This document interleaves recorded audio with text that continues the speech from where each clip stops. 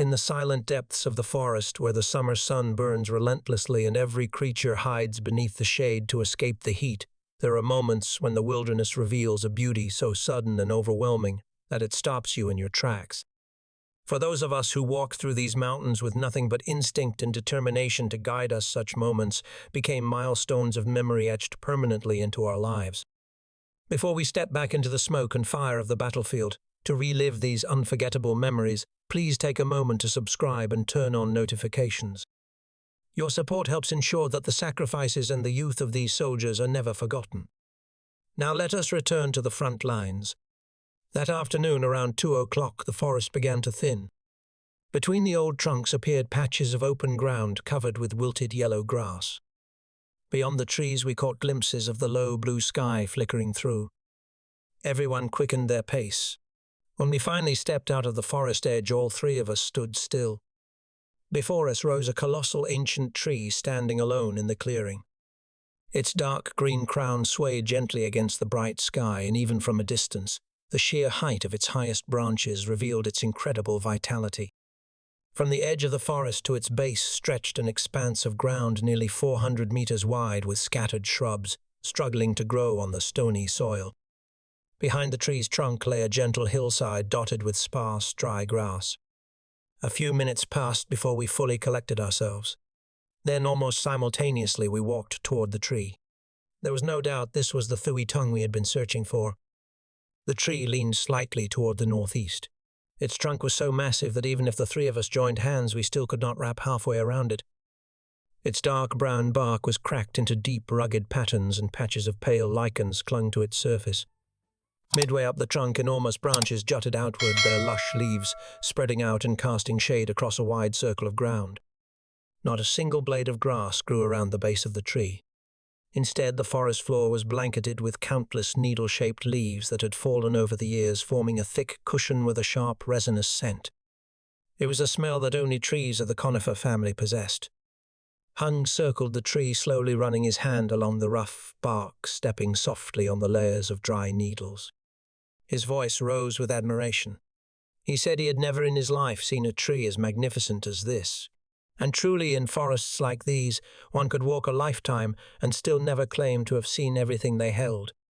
The closer we stood to the great Thuy Tung tree, the more overwhelming its presence became. Its trunk rose like a pillar carved by centuries, thick and immovable, as though it had stood watch over the mountain since the dawn of time. Hung walked slowly around it, his eyes wide with amazement. He murmured that even after a lifetime in the forest, he had never witnessed a tree with such beauty and power. After examining it carefully, we sat down beneath its shade to catch our breath. The heat of the afternoon sun pressed down on the clearing, and even the smallest animals had hidden themselves away to escape the burning air. The shadows around us shrank as if the trees themselves wanted to withdraw from the heat. The only sounds that remained were the crisp crackle of dry leaves being crushed beneath our feet, and the monotonous chorus of cicadas, their relentless droning pulling everything into the haze of a midsummer afternoon.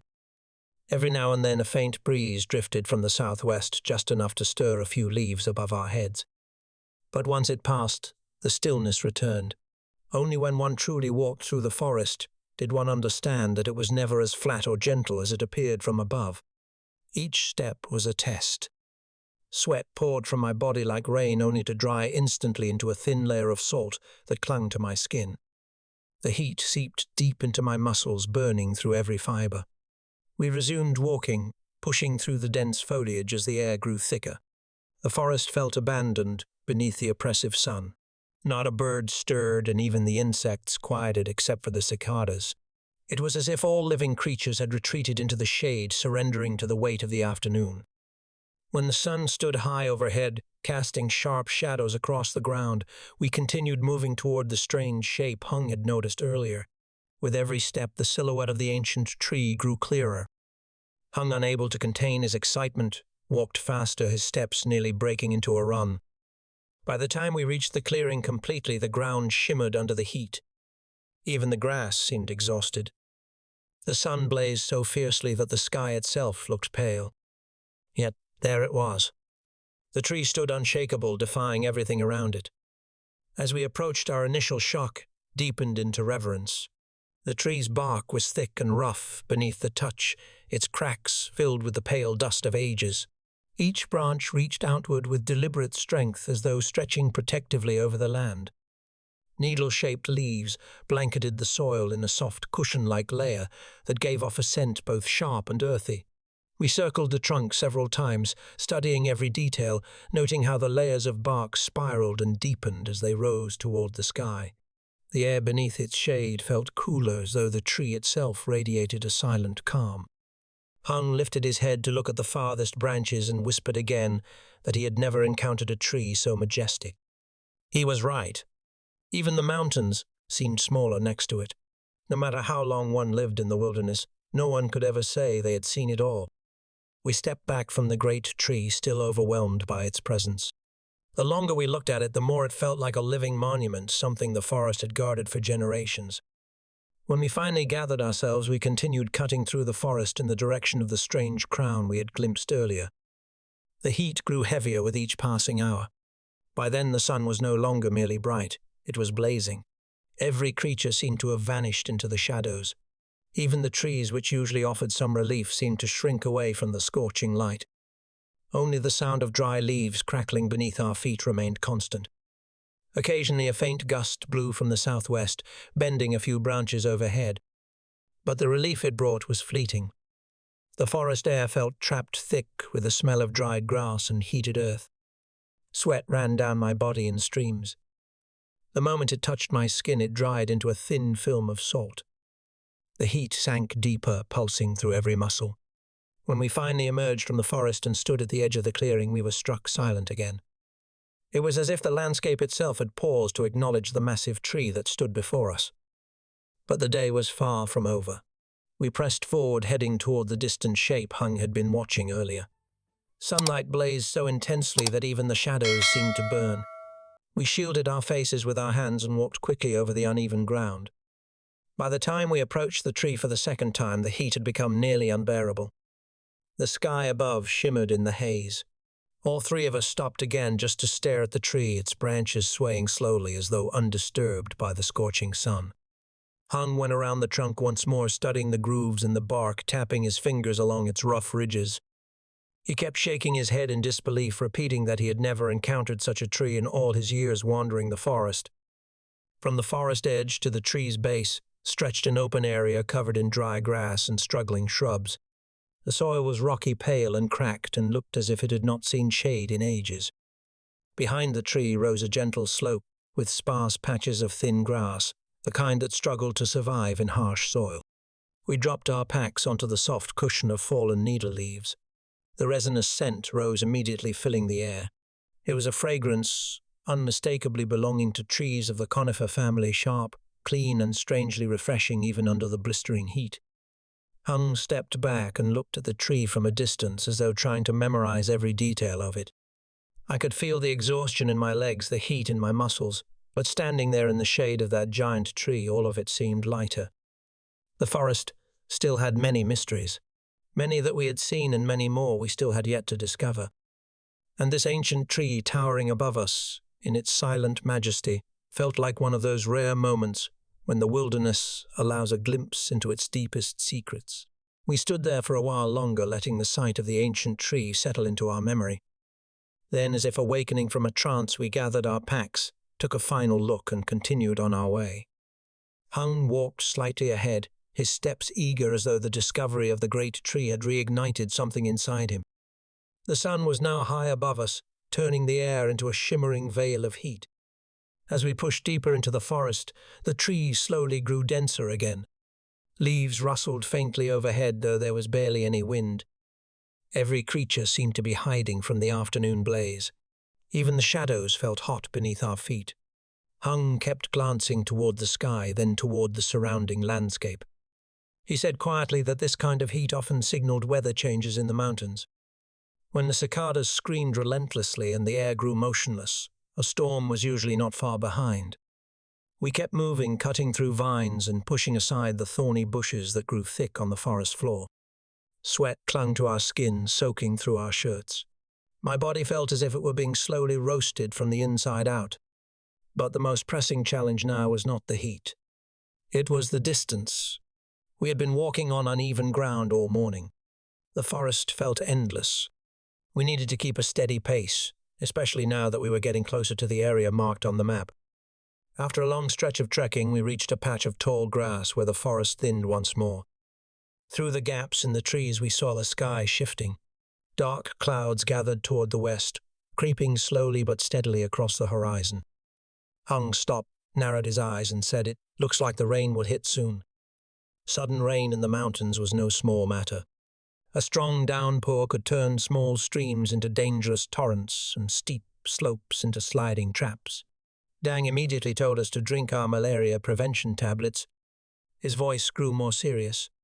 He reminded us that in the deep forest, long-lasting rains almost always awakened hidden fevers in people who had spent too many days exposed to the wilderness. We had all heard such warnings before. Malaria had struck many teams during their long searches in the mountains. One sick person could slow or endanger the entire group. Fortunately, until now, we had been lucky. No serious injuries, no illnesses. My injured toenail had healed after several applications of forest leaves. Hung's arm, bitten earlier by a leech, had dried without infection. But the journey ahead would be far more difficult. On the map, the terrain that awaited us was full of compressed ridges and deep valleys. Narrow cliffs, sudden drops, and stretches where even a slight misstep could cost someone dearly. Just looking at the markings gave us a sense of unease. But the forest does not slow for fear. Hung urged us forward. He said that the best thing to do before a storm was to find safe ground and avoid low areas where water might gather. We quickened our pace. The air grew thicker. The cicadas were shrieking louder than ever. The wind had stopped completely. A strange stillness settled over the forest, the kind that comes before a heavy downpour. We kept climbing. The ground beneath our feet became softer. The sky darkened further. The first distant rumbles of thunder rolled across the mountains. We knew that once the storm reached us, everything would change. The forest seemed to hold its breath as we pressed on. The sky above had darkened into a heavy grey, and the faint rumble of distant thunder echoed through the valleys. Every creature had gone silent. Even the cicadas, whose cries had been relentless just moments earlier, had faded into an uneasy hush. Hung glanced back at us and whispered that the rain would strike hard. He urged us to keep moving until we found ground high enough to stay safe. In the mountains, water could become deadly. A sudden surge could sweep away trees, soil, and anyone unlucky enough to stand in its path. We increased our pace. The air was thick, humid, and suffocating. Each breath felt warmer than the last. We were exhausted, drenched in sweat, but none of us dared slow down. By late afternoon, we reached a stretch of forest shaded by tall, dark-leafed trees. Their branches intertwined overhead like a roof, casting a deep green shadow across the ground. We decided to stop there and set up camp before the storm arrived. Once we had erected our makeshift shelters and gathered firewood, the sky finally opened. Thick raindrops pounded the leaves, creating a steady roar around us. We stood under the shelter, watching sheets of rain crash through the forest. With every gust of wind, water sprayed through the branches and onto our faces. Inside our camp, we tried to eat what little food we had. Our supplies were running low. We cooked the last of the rice we carried and shared it together. From now on, we would survive on dried rations alone. The greatest concern now was not hunger. It was direction. We were getting dangerously close to the coordinates we had been searching for. The closer we came, the more anxious everyone felt. In the vast immensity of mountains and forest, finding a patch of grassland barely 3 or 4 kilometers wide, based only on an aerial photograph taken from far above, was no simple task. A mistake could cost us days. That evening, after the rain eased to a drizzle, Hung went into the forest with his rifle and returned with a large porcupine. We cleaned it and cooked it over the fire. The meat was tough, but satisfying. Under the warm glow of the flames, the exhaustion lifted from our faces a little. But our situation remained precarious. Night fell quickly. The forest grew black, the stars faint through the thick canopy. Without enough water, our bodies weakened faster. A few drops collected from vines helped ease the worst of our thirst, but it was far from enough to replenish what the day had taken. I forced myself to eat half a brick of dried rations even though my stomach was tight with fatigue. Hunger could be endured, but without strength, the next day would be impossible. Dang pulled a small bottle from his pack. Inside were vitamin tablets. None of us had noticed he had been carrying them the whole time. He gave each of us 10. I placed them in my mouth, letting them dissolve slowly. The faint sour taste spread across my tongue, helping me stay awake, pushing away the fog of exhaustion. Later that night, when Hung and I stepped outside to stretch a sheet of plastic to catch dew, we saw Sun and Dang bent over the map with their flashlights. The dim light reflected off their concentrated faces. "We are still on the right path," Sun said quietly, "but the terrain ahead is complex." He pointed at the map. "This region is full of ridges packed tightly together with deep ravines between them. We have to be careful not to stray off course, especially if we must go around dangerous sections." I asked him how far we still had to go. "If you walk straight, maybe around 40 kilometers, he said. "But in the mountains, we will have to cover much more." The thought made my chest tighten. I asked Hung if he had ever been lost in the forest. He laughed softly. "Getting lost is something humans invented to scare themselves. In truth, you are never lost. You just have not yet walked the path you intended.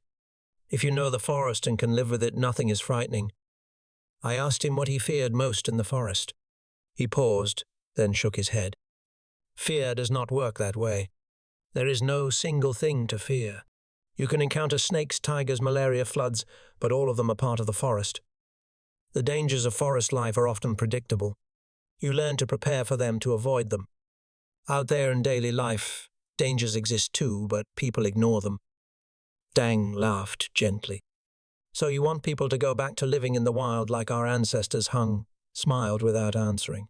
The rain continued falling softly outside, tapping on the leaves as if the forest itself was listening. The forest seemed to hold its breath as we pressed on. The sky above had darkened into a heavy grey, and the faint rumble of distant thunder echoed through the valleys. Every creature had gone silent.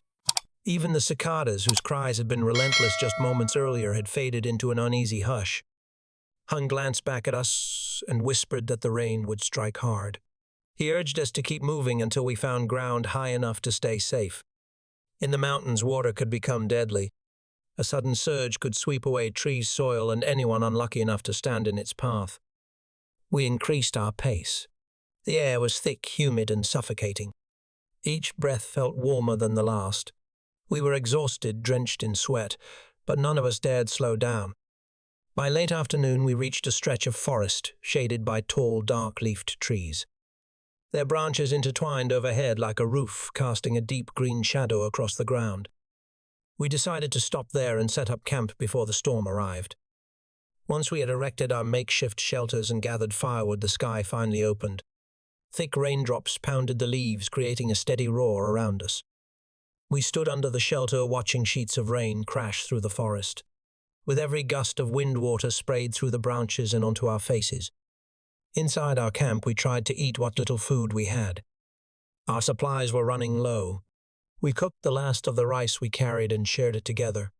From now on, we would survive on dried rations alone. The greatest concern now was not hunger. It was direction. We were getting dangerously close to the coordinates we'd been searching for. The closer we came, the more anxious everyone felt. In the vast immensity of mountains and forest, finding a patch of grassland barely 3 or 4 kilometers wide, based only on an aerial photograph taken from far above, was no simple task. A mistake could cost us days. That evening, after the rain eased to a drizzle, Hung went into the forest with his rifle and returned with a large porcupine. We cleaned it and cooked it over the fire. The meat was tough, but satisfying. Under the warm glow of the flames, the exhaustion lifted from our faces a little. But our situation remained precarious. Night fell quickly. The forest grew black, the stars faint through the thick canopy. Without enough water, our bodies weakened faster. A few drops collected from vines helped ease the worst of our thirst, but it was far from enough to replenish what the day had taken. I forced myself to eat half a brick of dried rations, even though my stomach was tight with fatigue. Hunger could be endured, but without strength the next day would be impossible. Dang pulled a small bottle from his pack. Inside were vitamin tablets. None of us had noticed he had been carrying them the whole time. He gave each of us 10. I placed them in my mouth, letting them dissolve slowly. The faint sour taste spread across my tongue, helping me stay awake, pushing away the fog of exhaustion. Later that night, when Hung and I stepped outside to stretch a sheet of plastic to catch dew, we saw Sun and Dang bent over the map with their flashlights. The dim light reflected off their concentrated faces. "We are still on the right path," Sun said quietly, "but the terrain ahead is complex." He pointed at the map. "This region is full of ridges packed tightly together with deep ravines between them. We have to be careful not to stray off course, especially if we must go around dangerous sections." I asked him how far we still had to go. "If you walk straight, maybe around 40 kilometers, he said. "But in the mountains we will have to cover much more." The thought made my chest tighten. I asked Hung if he had ever been lost in the forest. He laughed softly. "Getting lost is something humans invented to scare themselves. In truth, you are never lost. You just have not yet walked the path you intended. If you know the forest and can live with it, nothing is frightening." I asked him what he feared most in the forest. He paused, then shook his head. "Fear does not work that way. There is no single thing to fear. You can encounter snakes, tigers, malaria, floods, but all of them are part of the forest. The dangers of forest life are often predictable. You learn to prepare for them to avoid them. Out there in daily life, dangers exist too, but people ignore them." Dang laughed gently. "So you want people to go back to living in the wild like our ancestors?" Hung smiled without answering. The rain continued falling softly outside, tapping on the leaves as if the forest itself was listening. The rain continued through most of the night, sometimes heavy, sometimes easing into a thin mist. By the time the sky began to brighten, the forest was dripping wet. Water clung to every leaf and rock, and the ground felt cold and soft beneath our feet. We packed up our things as quickly as possible, though our clothes were still damp. As morning settled in, we resumed our march. The forest air was cool, carrying the fresh scent of wet soil and leaves. Our boots sank into the softened ground, and every few steps we heard the faint squelch of mud giving way beneath us. Yet despite the discomfort, the coolness gave us strength after the exhausting heat of the previous day. We pushed deeper into the forest, winding between massive tree trunks and thick clusters of undergrowth. The canopy above was dense, allowing only thin rays of sunlight to penetrate. The world around us felt green and heavy, as though the forest was still half asleep after the storm. We had not walked far when Dang suddenly raised a hand, signaling us to halt. He crouched down to study the ground. At first I saw nothing unusual, but then I noticed a faint pattern in the mud. A track. Smeared but still recognizable. Hung stepped closer and examined it carefully. After a moment he said, "A wild boar passed through here last night. A big one." The trail cut through the wet leaves and continued into the trees ahead. But we had no reason to follow it. Food was not our priority today. Water direction and timing mattered far more now that we were approaching the area marked on the map. The forest grew darker as we moved. Enormous trees rose on both sides, their trunks covered in thick layers of moss. Vines hung low, brushing against our shoulders. Every sound seemed to echo strangely, as if swallowed by the dense foliage. Around midday, when the sun reached its highest point, we found a patch of open ground beneath a towering tree. Light filtered through the branches and scattered beams, warming our backs. We decided to rest.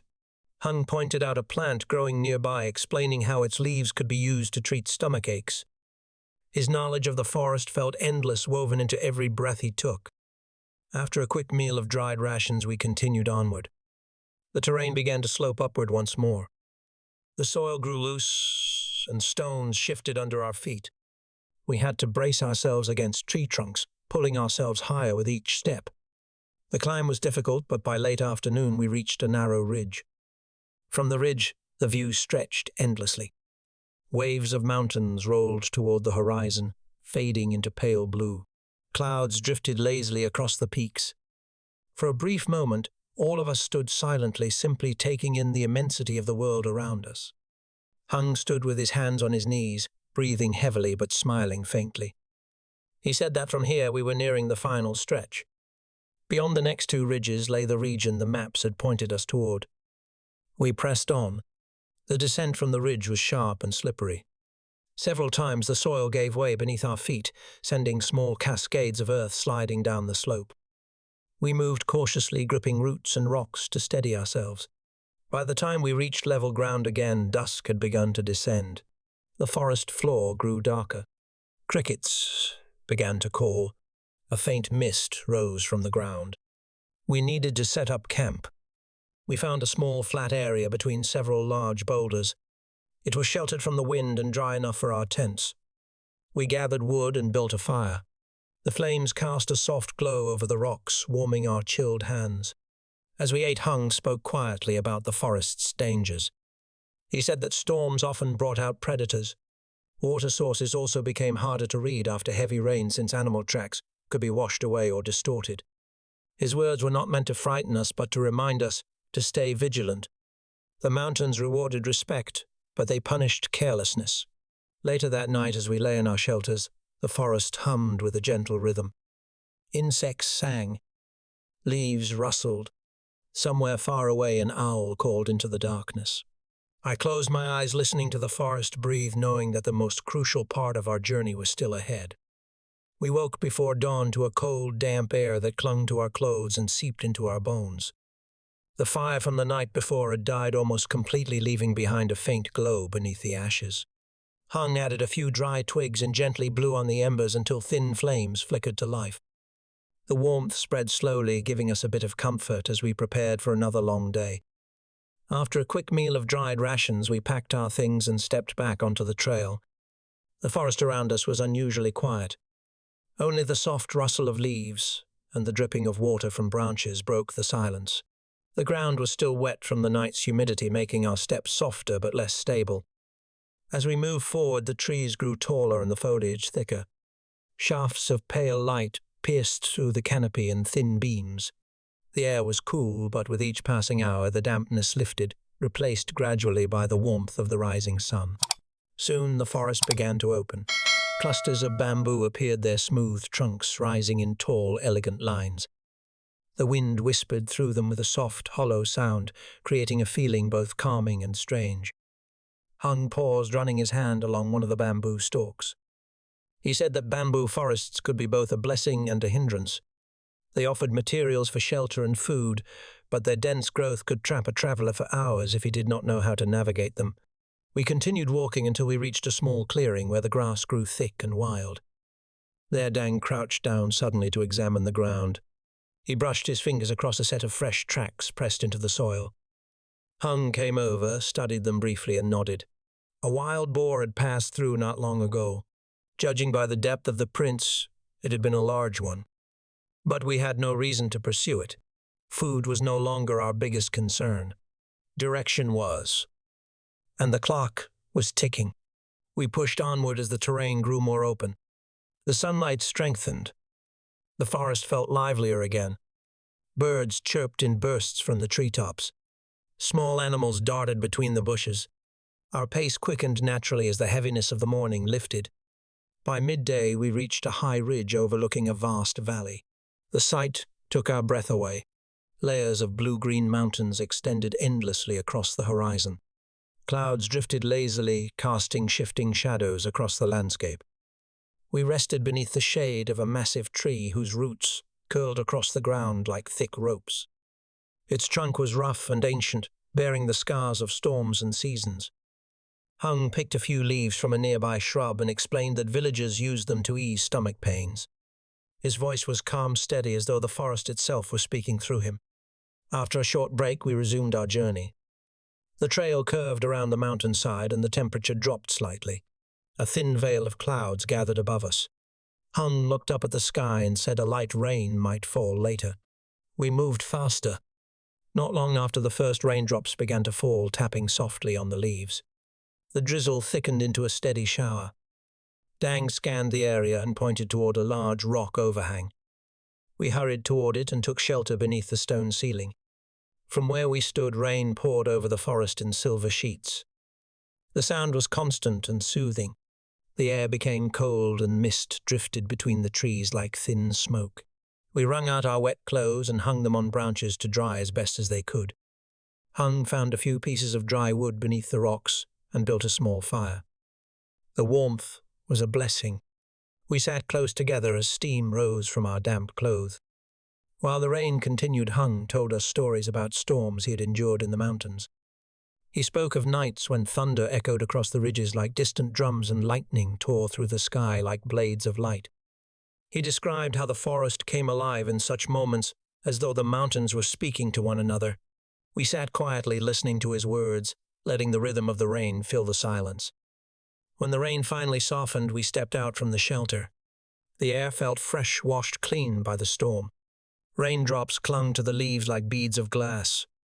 Birds began to call again, tentatively at first, then louder as the forest regained its voice. We followed the trail downhill, careful on the slippery ground. The soil beneath us was wet and unstable, but by late afternoon we reached a relatively dry area near the base of the slope. Dang signaled for us to stop. We set up camp beneath a cluster of tall trees. That night, as we ate our simple meal by the fire, Hung spoke softly. He said that he had walked through many forests, crossed many ridges, and survived countless dangers, but the Truong Sun Mountains always held something different. A deeper rhythm. A hidden wisdom. A quiet strength. We listened without speaking, feeling the truth in his words. When we finally lay down to sleep, the fire crackled beside us, and the forest whispered its endless, ancient lullaby. We woke early the next morning to a sky still heavy with mist. Thin clouds drifted between the branches, settling quietly over the forest floor like a pale blanket.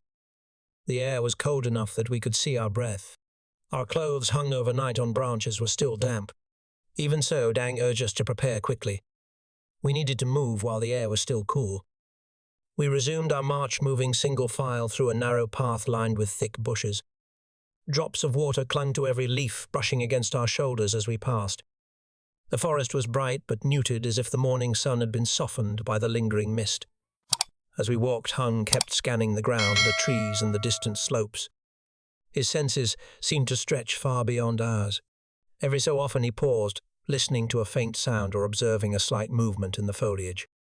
To someone who had spent his life in the forest, even the smallest sign could carry meaning. The terrain shifted again. The path rose slowly, curving around the mountainside. The soil was wet and soft, forcing us to brace ourselves against trunks and roots. The climb was steady but not overly steep, and the forest around us grew greener. New shoots emerged from the moist ground, and mushrooms dotted the fallen logs. By late morning, the sun began to pierce through the mist. Thin rays of light filtered through the canopy, gleaming like threads of gold. The forest warmed just enough to lift the last of the fog. Birds emerged and began calling in clear, ringing tones. The world around us felt alive once more. We continued until we reached a gentle slope covered in tall grass. The blades swayed lightly in the breeze, still glistening with dew. At the foot of the slope stood a wide cluster of bamboo that rose gracefully toward the sky. Their pale green stalks formed a tall, elegant barrier. Hung stopped and pointed at a spot where the ground had been disturbed. Footprints. Light, scattered and recent. He examined them briefly, then said they belonged to a small herd of deer that had passed through earlier in the morning, likely heading downhill toward a water source. We followed the slope downward, and soon we heard the faint murmur of running water. A stream appeared winding between smooth rocks and scattered ferns. The water was clear and cold. We knelt, washed our faces, and drank deeply. The chill revived us instantly. Hung searched the surrounding plants and gathered a few leaves, explaining that they could help ward off fatigue if chewed slowly. The bitterness was sharp, but the effect was real. My body felt lighter with each step as we continued onward. The forest ahead became gentler. The canopy opened, allowing wider bands of sunlight to reach the ground. Shafts of light illuminated drifting dust and tiny insects dancing in the warm air. The forest floor was softer here, covered with layers of dry leaves that muffled our footsteps. But even in this peaceful setting, we remained cautious. The forest could change without warning. By mid-afternoon, the clouds overhead thickened once again. The wind shifted. Hung looked up then toward the distant ridges. He said the weather might turn before the day ended. Dang agreed and urged us to keep moving so we could find shelter before nightfall. We pushed forward until the terrain rose sharply, forming a narrow slope covered in loose stones. Each step required caution. A single misstep could send someone sliding back down. After a long struggle, we finally reached the top of the hill. From there, the view opened wide. Stretching before us was a valley with rolling layers of forest, bathed in the soft light of late afternoon. The mountains rose in gentle waves, and mist clung to the far slopes like a drifting veil. For a moment, all of us stood quietly, taking in the vastness. But daylight was fading. We descended carefully and found a sheltered spot beneath a group of large trees. The ground was dry, and the branches above formed a natural roof. We set down our packs, gathered wood, and built a fire. Its warm glow chased away the coolness of the approaching evening. As we ate, Hung spoke softly about the path ahead. He said that tomorrow we would likely reach the edge of the region marked on the map. His tone was calm, but beneath it I sensed a weight, a seriousness. The closer we came to our destination, the more the forest seemed to shift around us, as if it knew. Later, after the fire had died into gentle embers, we lay down beneath the trees. The forest sighed with nighttime sounds, the low drone of insects, the occasional flutter of wings, the whisper of wind brushing the leaves. I closed my eyes, feeling the steady heartbeat of the wilderness. Tomorrow would be a crucial day. The helicopter hovered just a short distance from the great Thuy Tung tree, refusing to retreat. The pilot was determined to keep us from reaching its base. We could not allow him to have his way. Our suppressing fire forced the aircraft to jerk upward and sway violently, making it difficult for the machine gunner to aim. Several times while firing, the aircraft suddenly tilted, sending a stream of bullets soaring far off into the distance. Then another burst tore into the earth, exploding chunks of soil upward as the helicopter descended again, pressing lower and lower. I threw myself sideways, rolling down the slope, just as the engine roared above my head. The moment it passed, I leapt up and sprinted straight toward the Thuy Tung tree.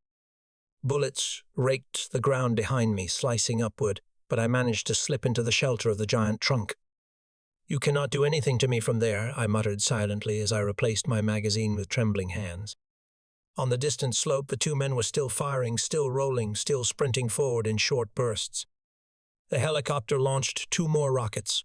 2 columns of dust and smoke spiraled upward like miniature storms. If this continued, the 2 of them would not last long. The helicopter had the advantage, firing downward with overwhelming force. We had only a few rockets left. 4 had already been used. I only had 1 magazine remaining. If I did not end this now, everything would be lost.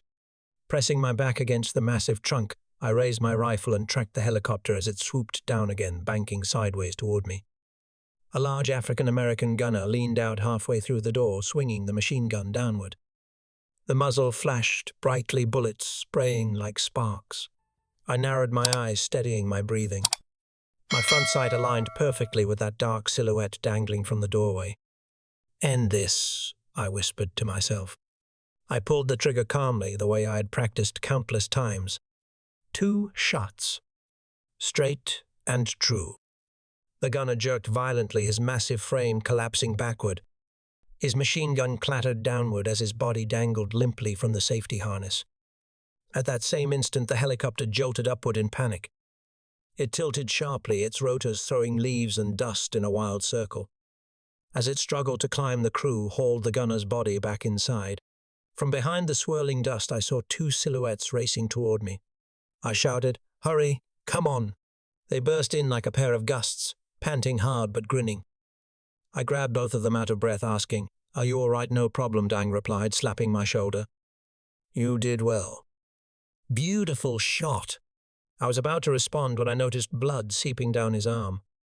Startled, I exclaimed, "You are bleeding." "Show me." Everything that followed came like a whirlwind. Hung was already wrapping the wound. The bullet had grazed Dang's shoulder, cutting through the soft flesh, but missing anything vital. Keeping it clean would be enough. Above us, the helicopter hovered near the ridge. The crew was pulling the dead gunner inside. Even if it returned, it no longer frightened us. With the cover of the Thuy Tung tree and with 3 rifles firing from different angles, we could bring it down if needed. Better fly away before you run out of fuel, I thought grimly. But I had to admit the pilot was skilled.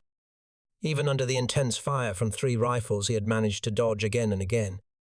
Victory has a way of making a man generous, even toward an enemy. I opened my pack to drink water. But just as I loosened the strap, we heard another helicopter approaching. So fast! How could it return so soon? The rhythmic chopping of the rotor grew louder across the treetops.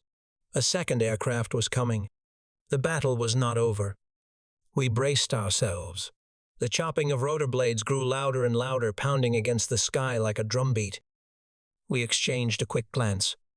The first helicopter had barely pulled away, and now another one was closing in. We had no time to rest. Before any of us could say a word, the second helicopter burst through the treetops, its dark shape circling above the grassy hillside.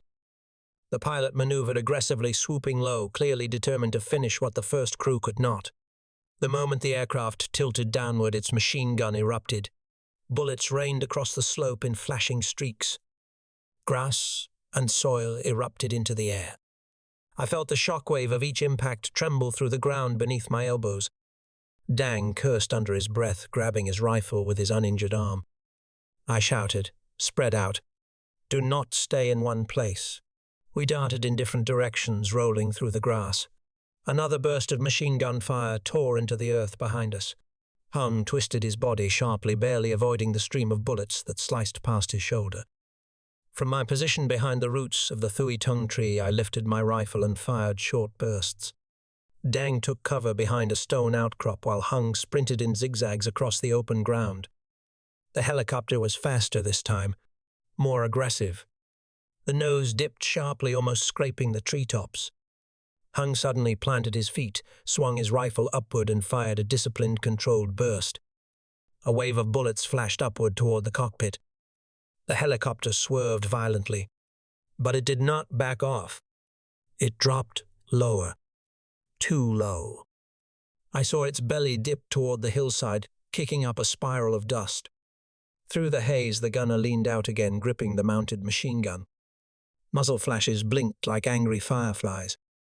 Hung rolled aside as the bullets sliced through where he had just stood. I shouted his name, but the roar of the engine swallowed my voice entirely. I turned just in time to see Dang stumble. His leg buckled for half a heartbeat. Something had hit him. He forced himself upright, pressing the rifle against his shoulder. Determined, furious, he fired back at the helicopter. The aircraft jerked upward, instinctively climbing with a burst of power. Then everything happened at once. A burst of machine gun fire slammed into the earth, directly behind Hung, kicking soil upward in a violent spray. Hung dove forward, rolled, and fired again from the ground. His shots struck the underside of the helicopter. The metal surface sparked. The aircraft lurched. Suddenly, Dang's shout split through the battlefield. AI down. Someone must live. I froze for a second, my mind reeling. His voice cut through the chaos like a blade. I dropped flat against the earth, pressing myself against the ground as tightly as I could. Dirt filled my mouth. My chest burned. Above me, bullets shredded through grass and thumped against tree roots. The sound of the helicopter roared so close I could feel the vibration through my ribs. But Dang and Hung did not stop. They continued firing as they moved. Firing and rolling. Firing and running. They alternated like two parts of the same machine, refusing to brake, refusing to give the pilot a moment of calm. The helicopter circled back. At that moment, they were about 100 meters away from me. Two small silhouettes amid a storm of dust, heat, and smoke. The aircraft's machine gun roared again. The hillside trembled under the barrage. Grass erupted in swirling waves. Dust blinded the air. I clung to hope, even if it was fragile. Even if it felt like clinging to smoke. The forest edge was just a few hundred meters beyond them. If they reached it, the trees would offer cover. Protection. A chance. But the helicopter was not letting them go. My heart tightened sharply. Dang was running when suddenly he dropped to the ground. His body collapsed as if something had cut his legs out from under him. A burst of rounds must have struck him. I felt my whole body shake. My hands dug into the soil. Hung screamed and lunged forward, racing toward Dang. But he had barely taken a few steps when a sudden burst of bullets tore into him. His rifle fell from his hands. His body jerked violently. Then he collapsed onto the earth. I wanted to scream, but my throat closed. The world blurred. My vision pulsed. The helicopter eased upward, hovering. Smoke drifted. Dust settled slowly around the two fallen figures. I could not move. I could barely breathe. The hillside was silent, except for the fading echo of rotor blades. And lying there across the slope were two men who had fought like giants. Two men who had shouted for me to live. Two men whose courage held the entire sky in place. For a long moment I could not move. The helicopter circled above the hillside one final time, its rotors slicing the air into a low, menacing hum. Dust drifted. Grass swayed where bullets had torn through. Smoke rose in thin spirals. My heart pounded so hard I felt it shaking inside my chest. Then slowly the aircraft began to pull away. It climbed higher and drifted in a wide arc toward the ridgeline. The pilot must have assumed we were all dead. From above, who could have survived the punishment they had unleashed within seconds, the helicopter became nothing more than a dark shape dissolving into the horizon, swallowed by sky and distance. Silence settled over the hill like a heavy blanket. My throat tightened. My lips trembled. My eyes burned. I forced my body to move. Inch by inch I crawled forward through the grass, pushing myself with shaking elbows. My legs felt numb as if they belonged to someone else. Each breath tasted of dust. The closer I got, the more the world blurred. Hung lay on his side, his rifle a short distance away. His shirt was torn. Blood had soaked into the earth beneath him. His face was turned slightly upward as though he had fallen mid-stride, still looking toward the tree line he had been trying to reach. Dang was sprawled only a few meters beyond him, his arm extended toward the grass, as if he had tried to drag himself forward during his last moment of strength. I reached them and collapsed onto my knees. My hands shook uncontrollably as I touched Dang's shoulder. His body was still warm. His breathing had stopped. Hung's body, too, lay motionless. My voice caught in my throat. I did not cry out. I did not wail. But tears streamed down my face, falling silently onto the earth. My chest felt crushed as though something inside me had shattered. For a long time I sat there, unable to think, unable to speak, unable to accept what my eyes saw. The forest around us seemed to whisper. Leaves trembled. The stream below murmured faintly. Even the wind slowed, moving softly as if afraid to disturb the dead. Eventually instinct returned. I reached for Dang's pack, then Hung's gathering anything necessary for survival: water, ammunition, a compass, a small amount of dried rations. My hands moved mechanically. My mind barely registered what I was doing. When I tried to lift Dang's body, my arms buckled. My breath broke into a short sob. I knelt there, pressing my forehead against the grass. I whispered, "Forgive me." But I knew they would have shouted at me if they were alive. Live. Live for all of us. That thought steadied my hands. With a trembling effort, I dragged both bodies toward the base of the Thuy Tung tree. The giant trunk stood unmoving, its shadow stretching long across the hillside. Its presence brought a strange sense of peace. Beneath its shade, I laid them side by side. I removed my cap, placed it on my knee, and bowed my head deeply. The forest air felt heavy, filled with sorrow and silence. When I looked up again, the sun had shifted. The shadows had grown longer. Time was passing and I had to move. The mission was not over. The danger was still near, but my legs would not move. I could not leave them. Hours passed in a blur.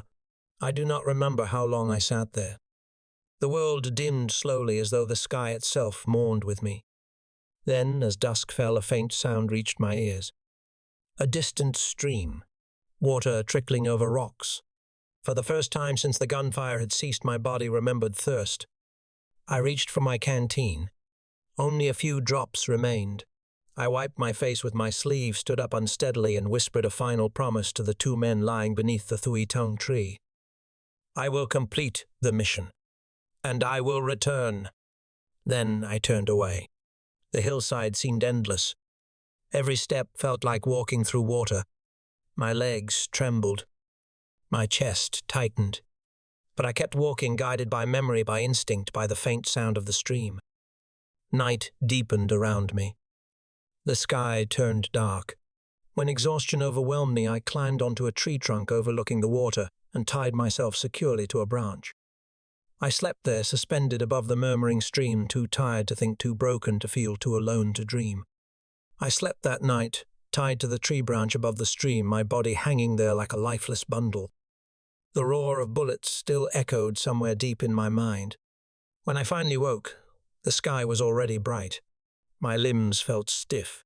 My clothes were damp with dew. For a moment I did not know where I was.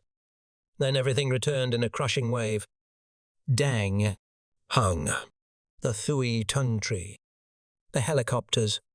The fire. The earth exploding. Their bodies falling. I swallowed hard, forcing the memories down. The forest was silent except for the steady whisper of flowing water. After I climbed down from the tree, I splashed cold stream water onto my face. The shock helped clear my mind. The stream I'd followed the previous evening widened as it flowed downhill. At mid-morning, I finally made it out of the western slope of the grassy hills. The stream met another larger one flowing from the mountains. The two joined and continued southeast in a long, winding path. I climbed into a thick canopy of leaves, hiding myself in the shade above the water. From there, I used my binoculars to scan the confluence of the streams. The area was quiet, bright under the late morning sun. A few smooth boulders lay scattered near the water. It was a perfect place for people to come down and gather water. I had to avoid being seen. I waited. Time passed slowly. Only 3 deer approached the stream to drink. They sipped the water, then lay lazily on the soft grass, half asleep in the midday warmth. The air was strangely peaceful. Despite the summer heat, the stream created a cool breeze that flowed gently through the valley. Tied securely to a branch, I allowed myself to rest for a short while.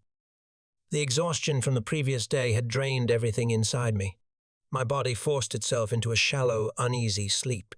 By late afternoon, I climbed down and explored the forest around the stream junction.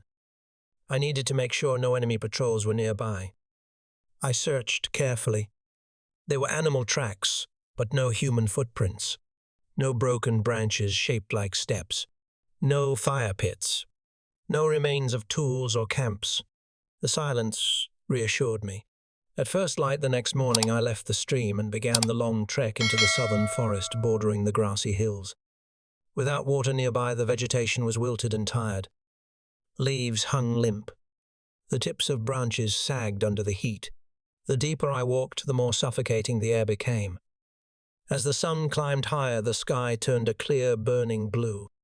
Only a few hawks circled lazily overhead, drifting on the rising thermals. Then midway through my march, a faint scent drifted through the air. Cinnamon. Hung had taught me to pay attention to scents. The forest always spoke through smell long before anything appeared.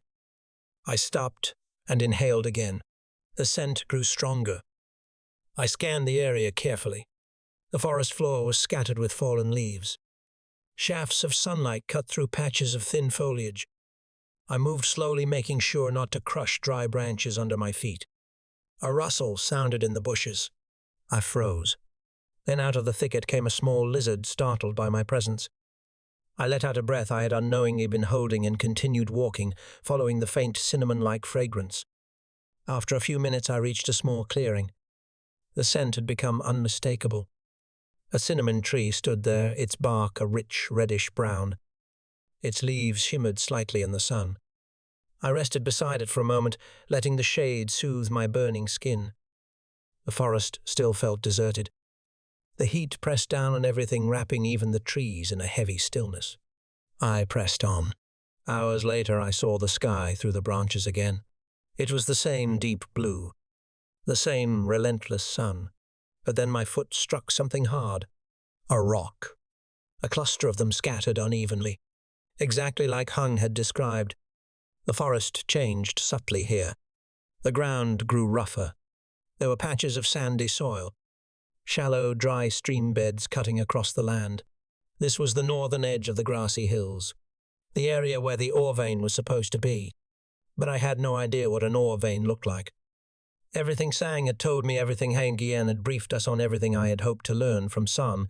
It all collapsed into one cold realization: I'd never actually seen raw gold ore before. I had never in my life recognized a gold vein with my own eyes. All I knew was the abstract meaning of the phrase, panning for gold a proverb from schoolbooks about finding something rare through patience. I'd never considered the literal meaning. Yet now in this enormous, layered forest, I had to find exactly that. A gold vein hidden somewhere beneath layers of rock soil and trees. I felt lost for a moment, but only for a moment. I took a breath, steadied myself, and began searching. I stood in the forest, surrounded by rocks and fallen branches, trying to recall every scrap of knowledge Sun had passed on to me. But the truth was simple and stark. I had never once seen what a real gold vein looked like. Everything I knew came only from abstract ideas, from old sayings, from what others had described. And now the responsibility rested solely on me. According to He Nguyen's briefing, the ore vein lay somewhere along the northern stretch of the forested belt above the grassy hills. On Sun's map, the location had been marked with nothing more than a tiny pinprick. It was a useless clue when facing a forest so vast. I looked around again. No one could expect to find a rock gleaming with bright gold streaks, like in the movies. Even if such a rock existed, it would likely be buried beneath soil or hidden under tangled brush. One could dig through every meter of this forest and still find nothing. That realization settled heavily in my chest. Still, I had to try. That afternoon, after walking the length of the northern ridge, I returned to the stream and reassessed everything I had observed. The geological conditions here matched what Sun had mentioned: layered jungle terrain, scattered three-tier rock formations, and sand mixed into the soil, especially near dry creek beds. These were signs. Subtle ones, perhaps enough to begin. So I followed Sun's simplest advice, the one he had taught me on our last day together. He had said it half-jokingly, but now it felt like a lifeline. If you cannot find the vein itself, start by panning for gold. Start with the water. That's simple. Crude, he had warned, and imprecise. But in a place like this, sometimes crude solutions were the only ones that worked. In theory, panning was easy. Shake and swirl sediment. Let the heavier particles sink. Gold would stay at the bottom if it existed at all. But I had nothing to pan with. No bowl. No metal plate. I sat down on a fallen log, thinking. What could I use? After a while, I searched the area carefully and found a broad piece of tree bark that had peeled naturally from a trunk. Thick, curved, and wide enough to hold water and sand. Not ideal, but it would have to do. I carried the makeshift tray down to the stream. The water here was shallow, flowing gently over pebbles. Perfect for what I needed. I scooped up sand and gravel, placed them into the bark tray, and dipped it into the water. Slowly I began to swirl. The bark trembled in my hands. The sediment shifted. Sand and silt drifted off the edges. The process was slow, painfully slow, and I was no expert. But I kept going, repeating the motion carefully, just as Sun had described. Swirl. Tilt. Let the lighter material wash away. Keep the heavier grains at the bottom. Hours passed. The sun dropped lower. My arms ached. My fingers numbed. Sweat dripped into my eyes. But with each swirl, some trace of hope pushed me onward. Finally, at the very bottom of the tray, a faint shimmer caught my eye. I froze, held my breath.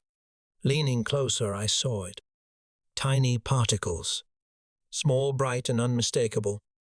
They glinted even in the dim afternoon light. Gold. Not much. Only a few specks. But real. My heart pounded. This was proof. The ore vein existed. Somewhere upstream. Somewhere above this patch of forest. For the first time since losing Dang and Hung, a spark of determination rose inside me. A direction. A clue. A way forward. I washed my face with cold water, letting the chill wake my senses. Then I turned toward the forest upstream. I would follow the stream. I would search every rock. I would examine every bend, every crevice, every patch of gravel. I would find the vein, no matter how long it took. Finding even a few grains of gold should have filled me with joy. But in truth, the moment the tiny flakes shimmered in the bark tray, a strange heaviness settled inside me.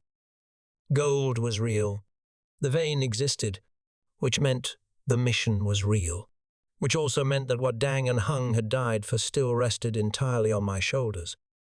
I stood quietly beside the stream, letting the water run over my hands as the last light of the day faded. For a long time I did not move. I simply listened to the water flowing between the rocks, as if the forest itself were reminding me that the path forward still existed, whether I was ready to walk it or not. As darkness crept across the valley, I gathered my few belongings and climbed back toward the shelter I had built earlier, under a cluster of trees. The forest at night was cool and sharp, the air filled with the rhythmic chorus of insects. I lay down on my thin bedding, exhausted, but sleep did not come easily. Every time I closed my eyes, I saw Dang's body collapsing, Hung's last burst of fire, and the shadow of the helicopter swirling above the treetops. Near midnight, the wind picked up slightly. Leaves rustled overhead. I pulled my jacket tighter around me. Eventually, exhaustion took over and I drifted into a shallow, restless sleep. At dawn, I was already awake. The air was cold and clear. Mist hovered above the stream. After a quick meal of dried rations, I set out upstream, keeping close to the water. If gold particles had washed down to the spot where I had panned, and the source had to be farther up. The forest changed gradually as I followed the water. The banks grew narrower. The ground became rocky. Moss clung to the sides of smooth stones. Tall trees stood tightly packed, their roots gripping the soil like thick, twisting fingers. I checked every bend in the stream carefully. At one point, I spotted a patch of dark gravel lodged between two large boulders. I scooped some into my bark tray and panned.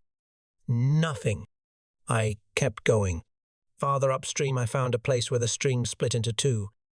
The western branch flowed gently, clear and shallow. The eastern branch tumbled over a cluster of rocks, carrying silt and sand with it. I panned both. The western branch yielded nothing. The eastern branch revealed two more tiny specks of gold. My pulse quickened. This was the direction. I followed the eastern watercourse, climbing carefully over slippery stones. Sunlight filtered through the canopy in thin beams. The forest was silent except for the constant sound of cascading water. The terrain grew steeper. The stream narrowed into a trickle. Large boulders jutted out at odd angles, their surfaces worn smooth by countless years of flowing water. The surrounding earth took on a different color, too slightly reddish with streaks of dull yellow. These were signs. I moved slowly, studying each formation of rock, each crack where gravel accumulated. Then at the edge of a dry section of the stream, I knelt to examine a cluster of exposed stones. My breath caught. Embedded within a chunk of rock was a faint vein, thin, irregular, twisting like a pale thread. It was not the bright gold of jewelry or coins. Instead, it was dull, mixed with quartz and iron, barely visible, unless one knew what to look for. But it was there. The ore vein. The true target of our mission. I placed my hand on the stone, feeling its cold surface. This was what Sun had spent his life searching for. What Aingain had risked everything to investigate. What Dang and Hung had sacrificed their lives to protect. I sat back on my heels, overwhelmed. The forest was quiet, as if acknowledging the moment. I stayed there for a long time, letting the discovery sink in. Then slowly I took out my notebook, the one still dry inside its oilcloth wrapping. With shaking hands, I sketched the formation of the rocks, noted the direction of the stream, the color of the soil, the slope of the terrain. Every detail mattered. After finishing the notes, I closed the notebook and sat still for a moment. The weight of responsibility settled heavily on my shoulders once more. Finding the ore vein was only the beginning. I still had to return. I still had to survive. I still had to bring this information back. And I still had to keep my promise, the one I had whispered beneath the great Thuy Tung tree. I will return. For a long time I stayed beside the exposed vein, unable to move. The forest was silent around me, as if holding its breath. Even the stream seemed to soften its voice, flowing gently over the rocks. I knew I had found what we had come for, but now the task ahead felt even heavier. I was alone, deep in hostile territory, and the jungle stretched endlessly in every direction. Eventually, I forced myself to stand. I could not stay here much longer. The longer I lingered, the more dangerous it became. I took a final look at the rock formation, committing its shape to memory. Then I turned back toward the direction of my shelter. By the time I descended from the upper stream, the sun was already dipping behind the western ridges. Long shadows stretched across the forest floor. Birds were returning to their nests. The light took on a muted amber color, soft and fading. I reached my camp just as dusk settled in. The small fire pit I had made earlier was still intact. I gathered a few branches and lit a modest flame. Its warmth crawled slowly across my chilled hands. For dinner, I ate the last bit of dried rations. There was barely anything left. Water, too, was limited. I had no choice but to ration everything carefully. Tomorrow would demand strength. As night deepened, I tied myself once again to a sturdy branch above the stream. I did not dare sleep on the ground. The valley was filled with signs of animal movement. Anything could happen in the dark. I slept only in short, broken fragments. Each time I drifted off, I jolted awake with the sensation of bullets tearing through the hillside. Sometimes I heard Hung's voice. Sometimes Dang's. Then I would realize it was only the wind. At dawn, I climbed down stiffly and washed my face in the cold stream. I checked my pack again, counting the remaining items: 1/2 bottle of water, the last handful of salt, 5 bullets, 1 knife, a thin plastic sheet, my notebook, and the memory of 2 graves beneath a towering Thuy Tung tree. The morning air carried the faint scent of wet leaves. Mist clung to the banks of the stream like thin smoke. I listened carefully. The forest was quiet. Too quiet. It occurred to me suddenly that if the helicopter crew had survived and reported back, enemy patrols might already be searching. They would retrace the flight path. They would scan the rivers and open clearings.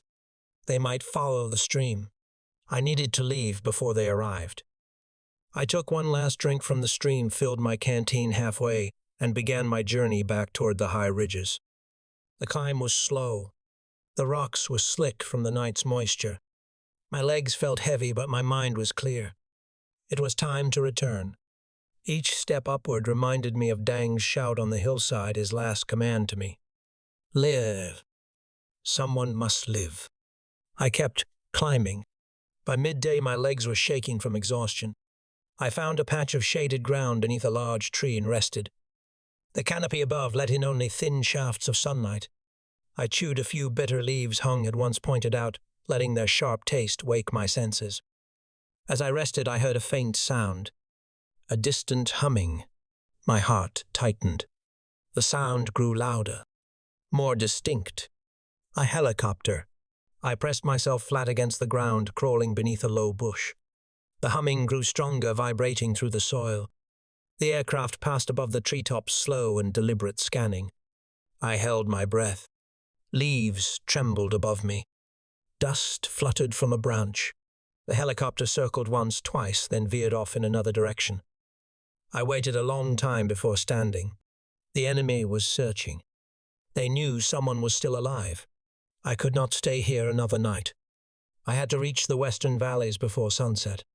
There the forest grew thicker, more tangled, a place a man could vanish into. With renewed urgency, I continued climbing. The afternoon sun burned down on the ridges, making the air shimmer in waves. Every breath felt heavier. The forest buzzed with insects awakened by the heat, but I forced my feet forward. Late in the afternoon, I reached a high ridge overlooking a narrow gorge. The air was cooler up here. A faint wind blew across the treetops. Somewhere in the distance, thunder rumbled. Dark clouds gathered along the eastern sky. A storm was coming, but I would not let it slow me. I tied my jacket tighter around my waist, wiped the sweat from my face, and prepared to descend the other side. The path home would be cruel, but I had already survived worse, and I had a promise to keep. The descent on the western side of the ridge was far more treacherous than I expected. The soil was loose from recent rains, and every step sent small stones tumbling downward. Several times I had to drop to all fours just to maintain balance. The wind rose steadily, carrying with it the sharp scent of an approaching storm. By the time I reached the base of the slope, the sky had darkened into a heavy grey. Thunder rolled faintly across the mountains. The forest braced itself. Leaves turned their pale undersides upward. Birds fled deeper into the canopy. Rain was coming. I quickened my pace, moving west along a narrow animal trail. The path twisted sharply through thick clusters of bamboo. Their hollow trunks creaked uneasily as the wind swept through them. All around me the forest felt restless, shifting as though preparing for something violent. A few minutes later the first drops fell, large, cold, and scattered. I looked up. The treetops swayed. The sky rumbled again. I had to find shelter before the rain became a torrent. In mountains like these, storms did not arrive gently. They struck like a fist. I spotted a rocky overhang on the side of a small knoll. I ran toward it, just as the storm broke open. Sheets of rain crashed through the forest. The sound was deafening. Water poured from every leaf, every branch, every crevice. The soil turned soft beneath my boots in seconds. Small streams formed instantly, rushing downhill in narrow, twisting paths. I crouched beneath the overhang, shielding my pack. The rain was so heavy I could barely see 5 meters ahead. The world was a blur of grey water and trembling foliage. Lightning split the sky in a blinding flash. Thunder followed, shaking the very ground beneath me. For a moment I felt something inside my chest tighten. Alone. Wounded. Exhausted. And carrying a secret that men had died to protect. The weight of it pressed on me like the storm itself. But despair was a luxury I could not afford. When the worst of the storm eased, I took the chance to move. The ground was soaked. Water streamed in rivulets across the forest floor. I had to watch every step. If the water grew any stronger, gullies could turn into deadly torrents. I pushed forward, picking my way carefully through the soaked vegetation. Rain still fell, but now in a steady curtain instead of crashing sheets. The air was cold and smelled of wet earth. I walked until twilight began to gather. Eventually I found a small thicket where a fallen tree created a natural shelter.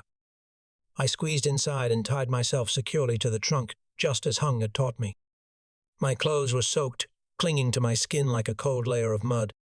My muscles trembled from exertion. I ate nothing that night. There was nothing left to eat. The sound of the rain lulled me into a fitful sleep. When I woke at dawn, the storm had passed. Mist clung to the forest in thick white bands. Every surface dripped with moisture. Birds were already awake, chirping faintly as if cautiously testing the air. I forced myself upright. My body felt heavy, but the cool air cleared my mind. The mission was not just to survive. I had to return. I had to bring back the location of the vein. I had to carry Dang and Hung's last wish. I walked westward, following the faint compass direction I'd memorized from Sun's map. The terrain became more familiar, the layered step shape of the forest floor, the slant of the trees, the direction of the light filtering through the canopy. Then sometime near midday I finally stumbled upon something I recognized. A broken branch, bent downward at an unnatural angle. Then another, and a third. Traces of our own passage days earlier. My heart pounded. I pushed forward quickly, and soon the forest opened into a small, flat clearing, the place where we had camped the night before our final approach. The remains of our fire pit still lay there, darkened stones, a few charred fragments of wood. Rain had washed everything clean, but the shape was unmistakable. I stood there quietly. This was the last place where all three of us had eaten together. The memory of Dang's laughter, Hung's calm instructions, the weight of our mission still ahead of us. I knelt down and touched the cold stones. A long breath escaped me. Not quite a sob, not quite a sigh. Something in between. Then I rose. There was no time to linger. From here, the path back to the station would be long, but not impossible. I remembered the valley we had crossed, the ridge with the narrow ledge, the cluster of ancient trees, the small waterfall where we had stopped to drink. Each memory lit a small lamp in the darkness. The forest was enormous, but my mind held the map. I turned south and began walking. One step, then another. Beyond the forested ridge lay the first sign of safety. Beyond that ridge lay the path home. I kept moving south step by step, my boots sinking into the damp soil. The forest canopy swallowed most of the sunlight, weaving the world into shifting patches of shadow and pale gold.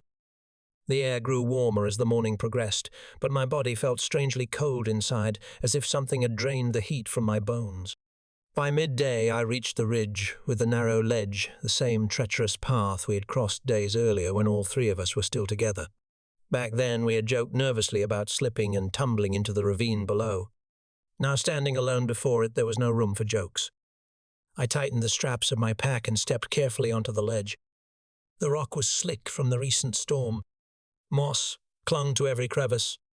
I pressed one hand to the cliffside as I edged forward, using my fingertips to feel for stable holds. Each step seemed to stretch longer than the last. Below me, the ravine opened into a deep shadow where the sound of water echoed faintly. Halfway through, the wind picked up. The narrow ledge vibrated beneath my boots. I froze for a moment, gripping a rough outcrop of stone. Memories of Dang's fall. Hung's shout. The helicopter blades slicing through the air. Everything crashed into my mind at once. I closed my eyes, briefly inhaled, and forced myself forward. One slow step. Then another. At last my boots touched wide, solid ground again. I let out a long breath I hadn't realized I'd been holding. My legs trembled slightly, but I pushed on. The forest welcomed me back with a gentler terrain. The trees here were tall and familiar, their trunks rising like pillars of an ancient cathedral. The air smelled of wet earth and distant streams. It felt like walking through a memory. Hours passed. The sun lowered. Shadows lengthened. Then, running low on strength, I finally stopped at the waterfall, the same place where we had filled our canteens days earlier. The sound of crashing water washed over me, carrying away some of the exhaustion that clung to my muscles. I knelt beside the pool beneath the fall and drank greedily. The cold water revived my senses. A faint breeze blew through the trees, lifting strands of my hair and drying some of the sweat on my neck. That night I did not climb into a tree. Instead, I found a thick cluster of roots. Beneath an ancient tree, tied myself securely and rested with my back pressed against the trunk. The forest hummed softly. The waterfall's voice echoed like a distant lullaby. Despite the sadness pressing on my chest, the night passed without fear. At dawn, I woke stiff but determined. I continued downward along the valley until I recognized another patch of ground, a strip of forest floor dotted with small white flowers. Hung had pointed them out once, telling me they only grew in areas where the soil was cool and moist all year round. That meant I was on the right path. Around mid-morning, the forest thinned slightly. I could smell the faint scent of smoke carried by the wind. At first I tensed, thinking it might be an enemy camp, but as I drew closer, the scent grew clearer. It was rice. Cooked rice. I froze. My heart pounded. I crouched low, creeping through the bushes. Every sound seemed amplified, the crunch of leaves, the rustling branches, even my own breathing felt too loud. Then I heard it, a human voice. Muffled. Indistinct. Familiar. I moved closer. Through the foliage I spotted a small fire. Above it hung a blackened pot. Sitting beside it were two men in worn green fatigues. My breath caught. Forest rangers. I almost stepped out right then, but something held me back. The past few days had taught me caution, even fear. My instinct whispered, wait. Watch. Make sure. I studied their posture. Their equipment. The insignia on their sleeves. Everything was Vietnamese. Not enemy. Not danger. My throat tightened with sudden relief. I straightened, stepped out from the bushes and called softly, brothers. The two men spun around in shock hands, reaching instinctively for their knives before they recognized my uniform. Their eyes widened. One of them stood up so quickly he nearly knocked over the pot. Brother, where did you come from? What happened to your team? For a moment I could not answer. My vision blurred. My knees weakened. The weight of the past days surged forward, hitting me all at once. Finally I whispered, I'm the only one left. The two forest rangers approached me slowly, their expressions shifting from surprise to grief. They placed their hands on my shoulders gently. Come. Sit. Tell us everything slowly. But my legs gave way and I collapsed to the ground beside them. I did not faint. I did not sob. I simply sat there shaking, staring at the fire. And for the first time since that brutal day on the hillside, I felt safe. Safe enough to breathe. Safe enough to hurt. Safe enough to remember. The two rangers helped me sit upright and handed me a cup of warm water mixed with a pinch of salt. The taste was harsh, but the warmth spread through my chest, steadying my breath. My hands trembled uncontrollably. One of them draped a jacket over my shoulders while the other fed the fire with more dry branches. For a long while, none of us spoke. Only when my breathing slowed did one of the rangers gently ask, "Brother, where are the others?" I stared into the rising smoke of the fire. The images came back in fragments.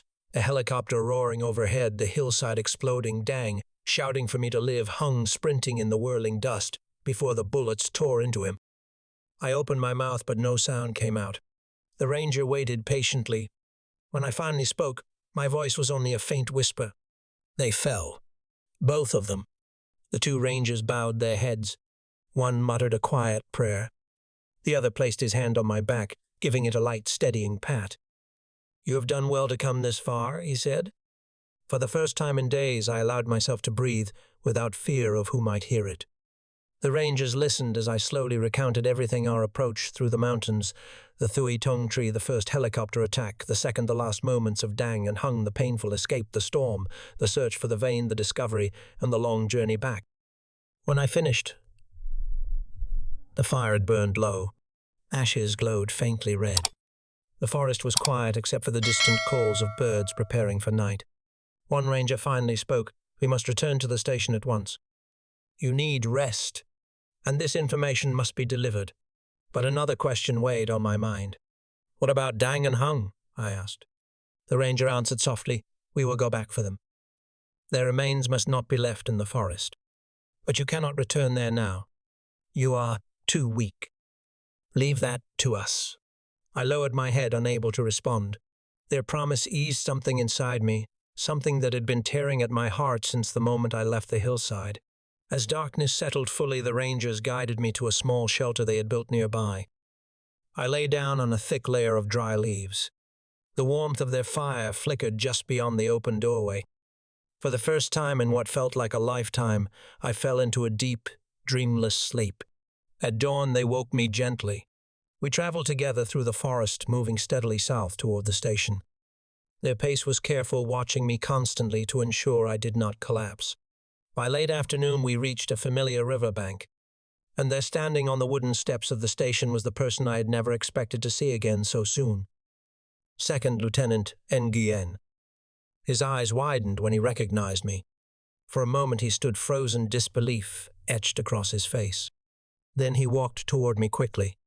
"Where are the others?" he asked, his voice low. I lowered my gaze. He closed his eyes, inhaled sharply, and placed a hand on my shoulder. The pressure of his grip was firm but trembling. "You have done what you promised," he said quietly. "Now rest. Let us take care of the rest." He took the notebook from my pack, its pages still dry and intact thanks to the oilcloth, and held it carefully as though it was something sacred. This will change everything," he murmured. The station soldiers offered me food, dry clothes, and a place to sleep. I ate in silence. My body was exhausted. My mind was heavy. But for the first time since the beginning of that brutal journey, I felt the weight begin to lift, even if only slightly. That night, lying on a bamboo cot, beneath a thin blanket, I stared at the roof and listened to the distant hum of cicadas drifting across the valley. Many things remained uncertain: the fate of the gold vein, the future of the mission, and what would be written about the men who had fallen. But I knew one truth without doubt: Dang and Hung would not be forgotten. Their footsteps, their voices, their sacrifice, they would live on in every ridge, every stream, every breath of wind that swept across the Truong Sun Mountains. And as long as I carried their memory, I would never again walk through the forest as the same person I once was.